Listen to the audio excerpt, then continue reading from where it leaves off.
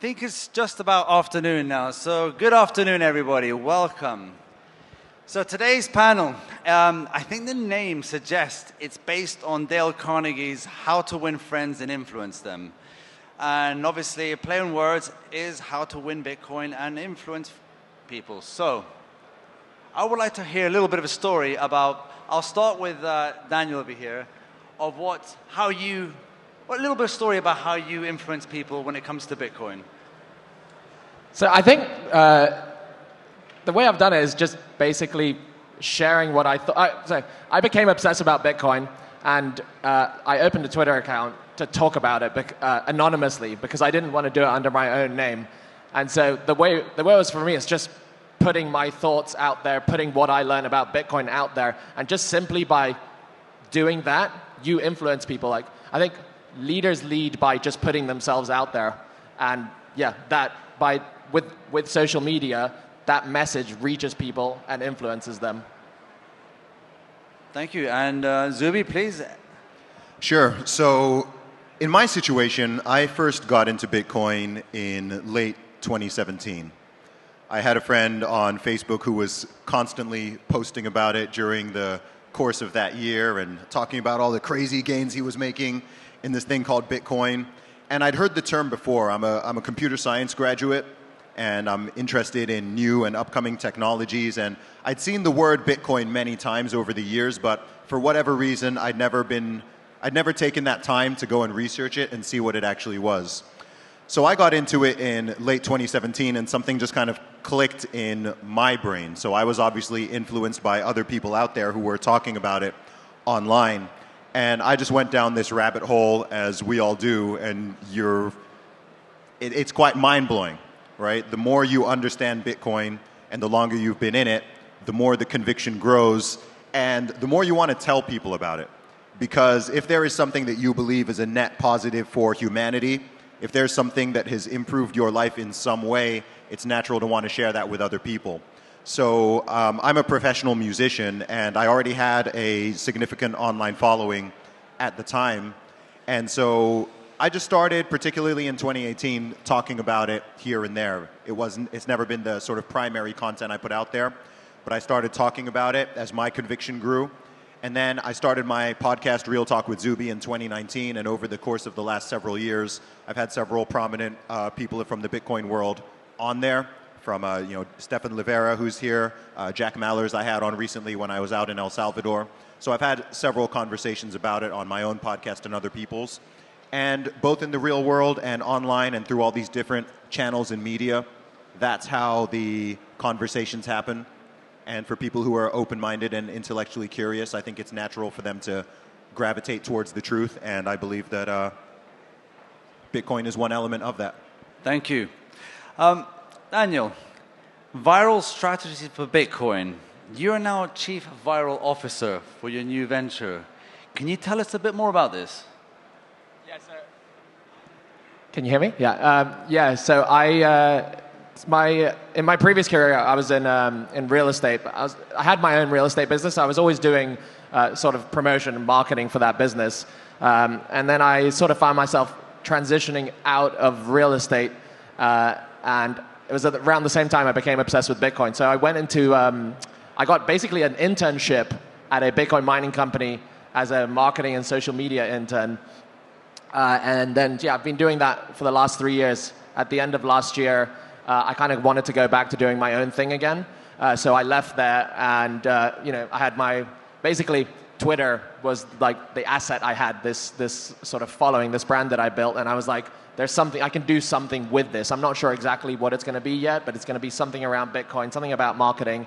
And then just as I was writing for myself online, I started getting people reaching out to me and asking me, hey, how do you, can you read my thread? How can I make this better? Can you help me write online? Can you teach me how to write online? And so I started, I opened a consulting, it's basically a consulting business called Viral Bits, and I help people figure out how to get their message across to the audience they want to reach.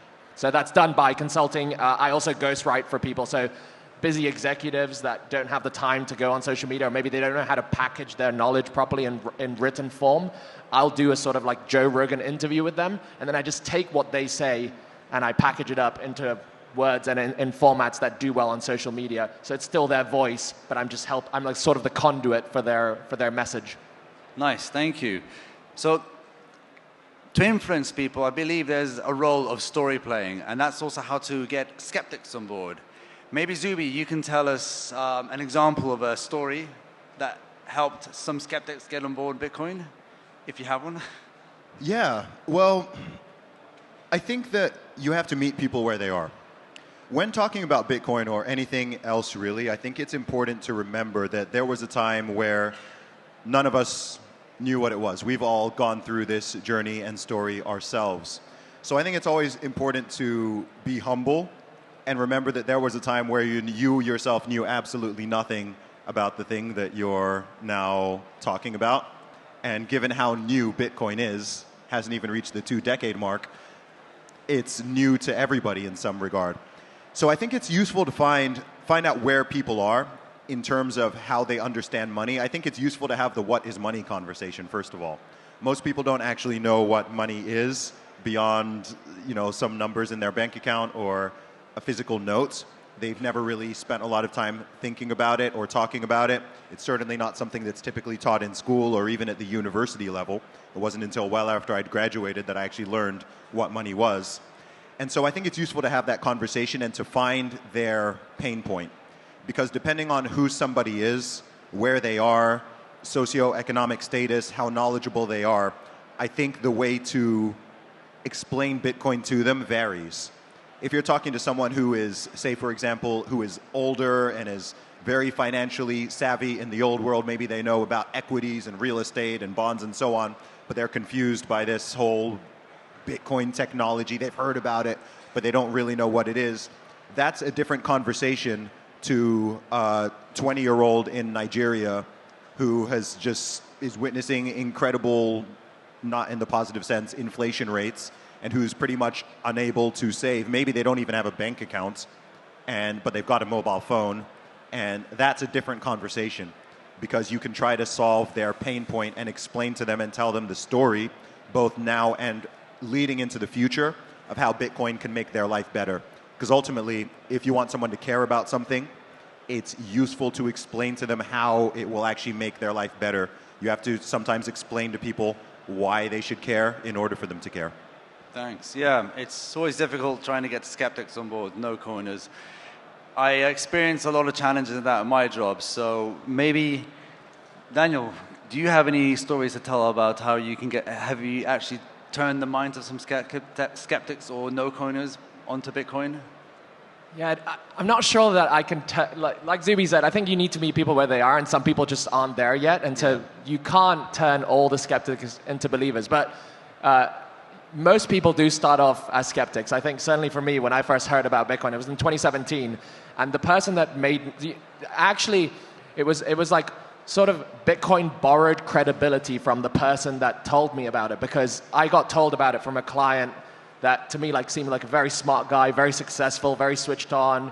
He was wealthy, and I was like, okay, this guy who is someone maybe that's aspirational to me says that I should look at this Bitcoin thing. Maybe I should go look at it. And I did the usual Google Bitcoin, BBC article. It's a scam, it's a bubble, it's tulips, it's open source. Anyone can copy it, and it has no intrinsic value. All the usual stuff. And it wasn't actually. I really like the Michael Saylor framing that people get Bitcoin on a need-to-know basis. It solves a problem for them. There's a pain point, right, that it solves for them. And for me, it was I had bought a business. It was doing very well. I had excess cash flows. I'd put my money in stocks. I put my money here, there, and I needed something, I needed to find a new place to park my cash. I just happened to go on a holiday. I had time to listen to some podcasts, and I listened to a Michael Saylor one, and some of the, he's the chief orange pillar of the world, right? He's very good at getting people to get Bitcoin through analogies and stuff like that. And yeah, it was his analogies that got me into it. And so, for me, the way I think that you understand people, you can convince skeptics if you're like the person that convinced me to them. So you're like aspiration. You're showing how Bitcoin is changing your life, the good things it's doing for you, and then people are like, oh well, it's going really well for this guy who like maybe I aspire to be like him, or I respect his opinion or his viewpoints, and then they'll likely look into it. Hopefully they won't go on BBC. They'll go on some other sources and then get it. But they have to have a need to know. So what we've gathered is that Bitcoin is really a very personal journey of understanding. And that echoes with my understanding of Bitcoin. It didn't take one eureka moment. It took many moments of realization that Bitcoin is it. But it happened over time. There were specific moments where I had proper aha moments and areas of Bitcoin that I really am attracted to. And I would say maybe like the difficulty adjustment was one thing, but also the low time preference aspect of Bitcoin. Is there anything in Bitcoin that really, motivates you? Any aspect of Bitcoin that really stands out for you? Yeah, sure. I mean, I was sold on, once I bothered to look into it, I was sold on Bitcoin within about half an hour. Nice. Just to have half an hour of my own research. I wasn't particularly skeptical. I was like, wait, there is a decentralized currency that is not owned or regulated by any government or central bank, which is limited in supply, which is essentially unhackable, and you can transmit this overseas, across borders, in seconds or minutes. Boom, I was sold. For me, it was the conviction and the knowledge has grown a lot more since then, but just those factors alone, because when I came across it, I was already becoming very aware of the problems with the current money system, and I was coming to that point of just like, wait, this whole thing is smoke and mirrors. This is all kind of a scam, and just when you really think of just how brutal inflation is. And as I've said, I'm from the UK, but I'm also from Nigeria, so even if I look at those countries, like when my parents were children, the Nigerian naira and the British pound were worth the same. They were equal. And now I think it's something like one pound is now like 2,500 naira or something like that. In my own lifetime, it's gone from 1 to 100 to 1 to 2,500. And it just keeps inflating away every day. I remember when I was in school, and I had friends from Zimbabwe who were coming into school and showing me $100 trillion notes. And I'm there as a 15-year-old like, oh my gosh, bro, you're so rich. He's like, dude, you can't even buy chewing gum with this. And I was just like, wow, okay, this inflation thing is real. And so when you understand the problems with the current system, and most people don't because it's all that we've ever known, we've just kind of been born into it, and we've inherited it, and most people don't question what it is or what the issues are. Once you understand that, Bitcoin becomes a really easy sell.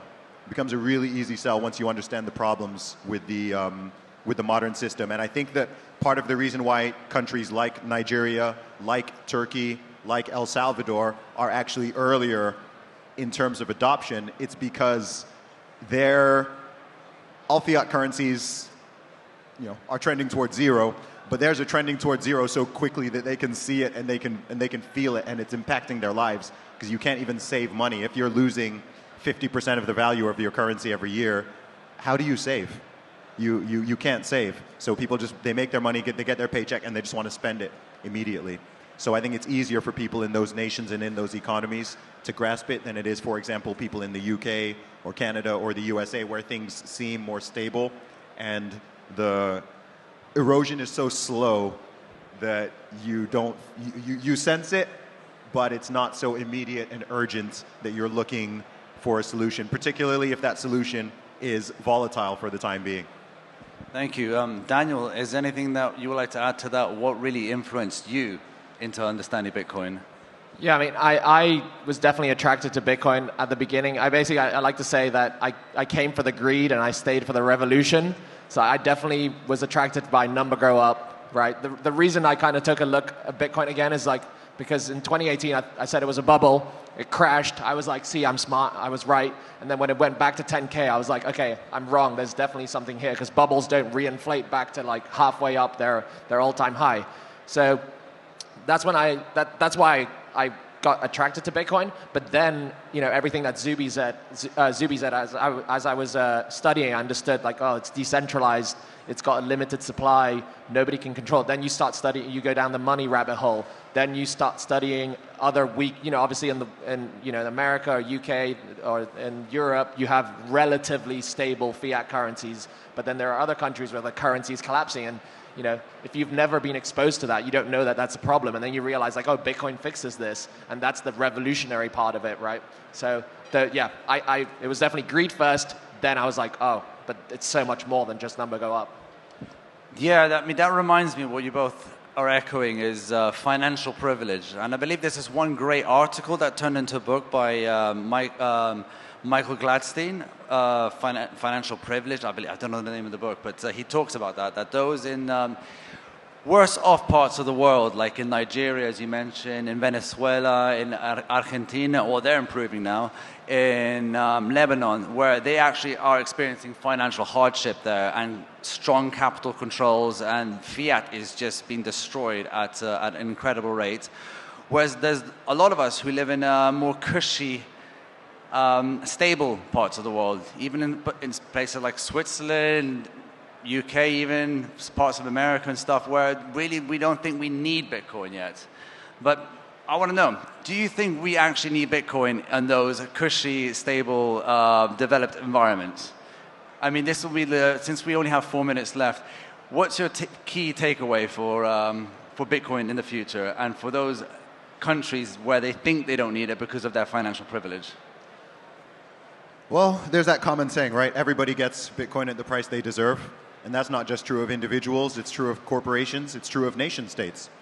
So those who are willing to be bold and ballsy, for lack of a better term, like I think El Salvador's bet is it's already paying off pretty well. Yep. And I would not be surprised if in the next couple of decades, if they maintain what they're doing, I wouldn't be surprised if that nation goes from being the poorest in its region to becoming the wealthiest.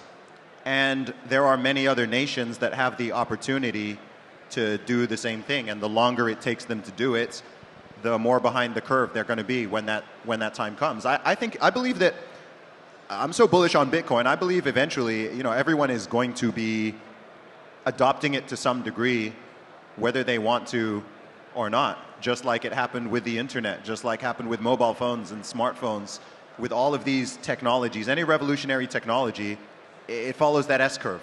At the beginning, most people are not going to want to do it. People almost need permission from others to buy in. And what's so fascinating with Bitcoin is the more valuable it becomes, the less risk that there is. So Bitcoin is less risky now at $100,000 than it was at 10K, which was less risky than it was at 1,000, which is less risky than it was at 100. So by the time it's going into multiple 6 figures, going into 7 figures, has the potential to reach 8 figures. That is very mathematically possible over the course of several decades. Then it's going to stabilize over time. And, I look forward to a future where Bitcoin is considered boring, but it's considered boring at $10 million a coin. Daniel? Yeah, for me, I think in developed nations, even though it seems like they maybe don't need Bitcoin, I think the main thing that it solves for them is that it forces fiscal responsibility. It takes away when they have the money printer and they can just print more currency to finance the debt, that's a very perverted incentive. It leads to very, very bad outcomes. And I think we're going to see that if countries don't adopt Bitcoin as some sort of reserve currency. You'll see them just print, because that's the political incentive, right? Give people free stuff. They become more dependent on the state. The state needs to print more money to finance all these promises they're making to the citizens, and you can't print more Bitcoin. So if you go on a Bitcoin standard, you are incentivized to be fiscally responsible, and that's ultimately, it's going to be painful in the short run, but it's good in the long run. Well, thank you. Well, what we've learned today is the number one influence of getting people into Bitcoin is a number go up.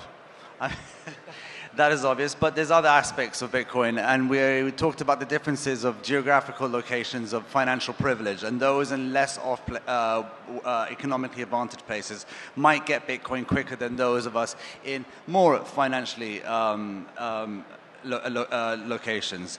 So I think at the end of the day, it's a personal journey, and we all have the ability to tell stories and to educate our peers, our audiences, thanks to one-on-one conversations, or thanks to big platforms like Zuby's, like Daniel's, and thanks to his the companies that he started. What's it called? Going viral. Viral Bits, yeah. And Zuby is a big. He's a writer, a musician, and he knows how to tell a good. Both of these guys know how to tell a good story. So it's up to us to tell the story about Bitcoin, and we find our audience, and we are able to customize that experience and that storytelling to the audience to hopefully get them on board, becoming Bitcoiners, and then for them to then ripple and echo that story to other Bitcoiners, potential Bitcoiners, because we're all very, very, very early. So that's it. Thanks, everyone. Thank you. Thank you.